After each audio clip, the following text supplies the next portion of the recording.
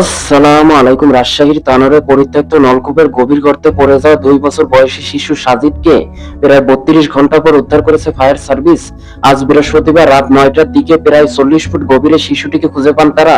Fire service সদর দপ্তর থেকে বিষয়টি দ্য ডেইলি স্টারকে নিশ্চিত করেছে। ফায়ার সার্ভিস সদর দপ্তরের ডেইলি অফিসার রকিবুল ইসলাম রাত 9:30টার দিকে টেলিফোনে ডেইলি স্টারকে বলেন, রাত 9টা 5 মিনিটে শিশুটিকে উদ্ধার করা হয়েছে, তাকে হাসপাতালে নিয়ে যাওয়া হচ্ছে, সেখানে তার শারীরিক পরীক্ষা নিরীক্ষা করা হবে।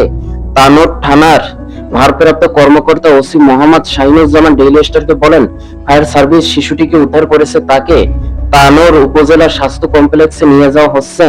চিকিৎসকদের পরীক্ষা নিরীক্ষার পর শিশুটির অবস্থা জানা যাবে। এর আগে ফায়ার সার্ভিস ও সিভিল ডিফেন্সের পরিচালক operation lieutenant colonel Tajul Islam Chowdhury জানান, আজ সন্ধ্যা পর্যন্ত শিশুটি যে খাদে পড়েছিল তার পাশে প্রায় 55 ফুট গভীর একটি সমান্তরাল গর্ত খনন করেন তারা। তখনও শিশুটিকে খুঁজে পাননি। তবে রাত 9টার পর শিশুটিকে গর্ত থেকে উদ্ধার করে ফায়ার সার্ভিস। ঘটনাস্থলে কাজ করেছে ফায়ার সার্ভিসের 8টি ইউনিট। গতকাল বুধবার দুপুর 1টার দিকে পঞ্চন্দর ইউনিয়নের কোয়েলহাট পূর্বপাড়া গ্রামের ওই গভীর খাদে পড়ে যায় শিশু সাজিদ। পুলিশ জানায়, গতকাল দুপুরের দিকে মাটি বোঝাই একটি ট্রলি হঠাৎ সেখানে ডেবে যায়। এই ঘটনা দেখতে রুনা খাতুন তার ছেলে সাজিদকে নিয়ে মাঠে যান। হাঁটার সময় সাজিদ হঠাৎ মা বলে চিৎকার করে ওঠে। তখন পেছনে ফিরে রুনা খাতুন বুঝতে পারেন ছেলে গর্তে পড়ে গেছে।